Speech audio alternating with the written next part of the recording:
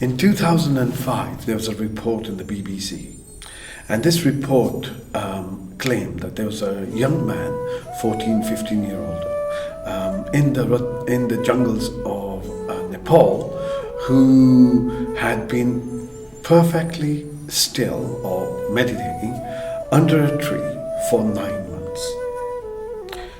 He had had no food, no water, no movement, just simply sitting there and in a state of what appeared to be in a lotus pose and meditating.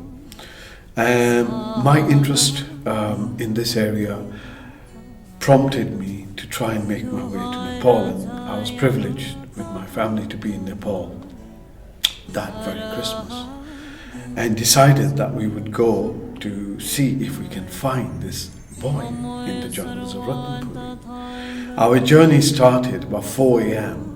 The following day after we arrived in Kathmandu, and after driving what must have been for about 12, 14 hours up and down mountains, we came to a place called Hatuda, and from there we came to a place called Ratnapuri. At Ratnapuri, we had to get onto a rickshaw, and from the rickshaw we arrived in this compound.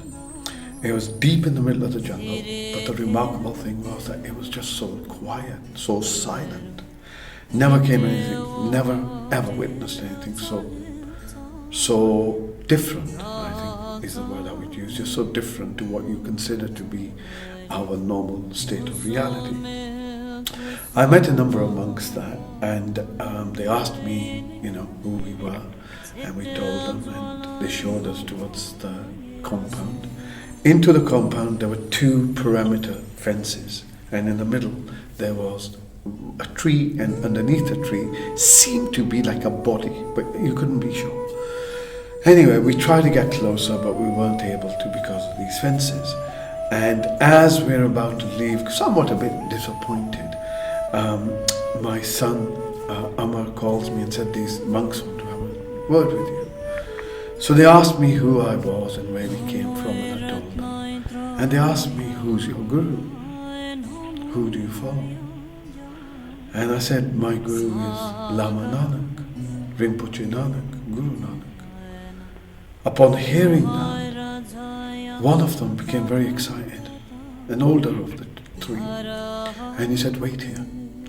He went away, came back, and he says, look, come with me.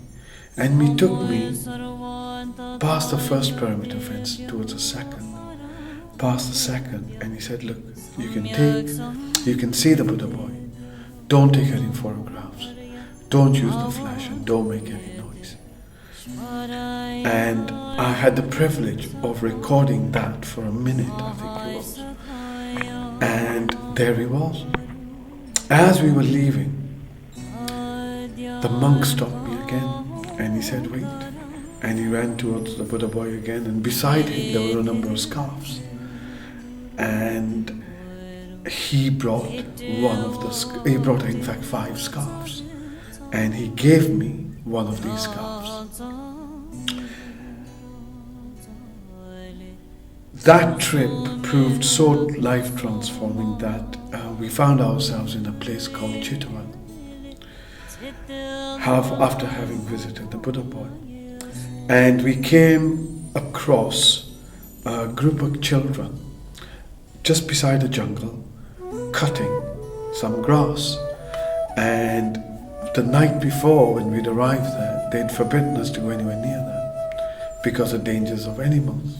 So my son asked me to ask the driver, why are these kids cutting the grass? So I asked the driver, who is Kumar, and he told me that, in a few years' time, see, there are some trees in the grass in the undergrowth.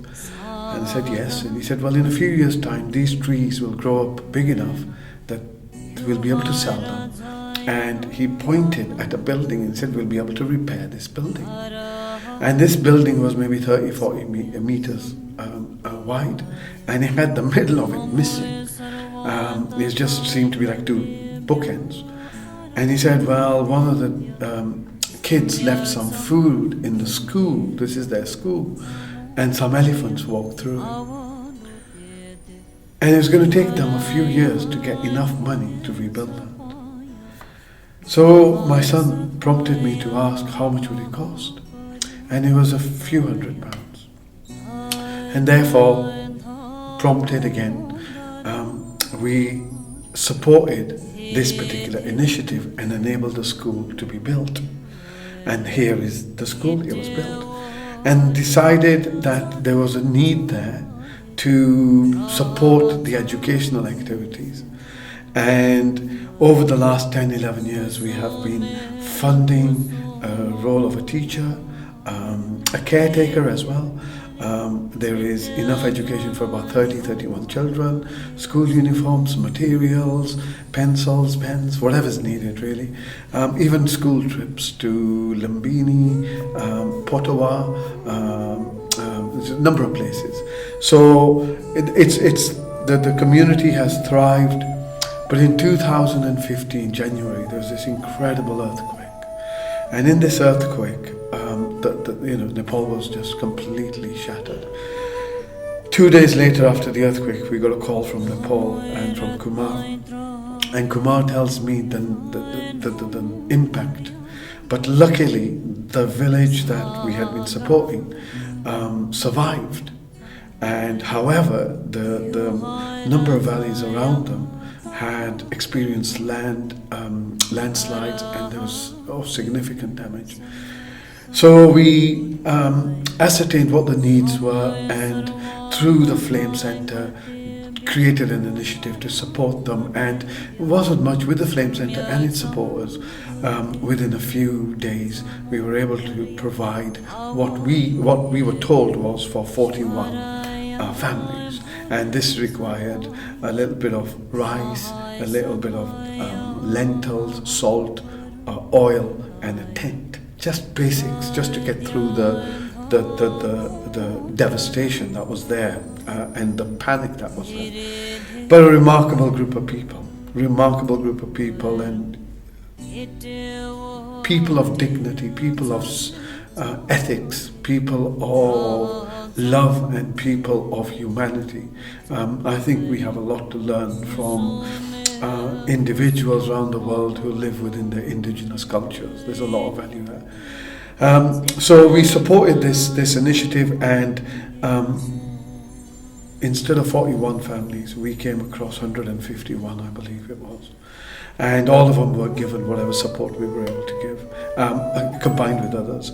And then decided to see how we can help Nepal rebuild itself. How can the people regain some level of independence?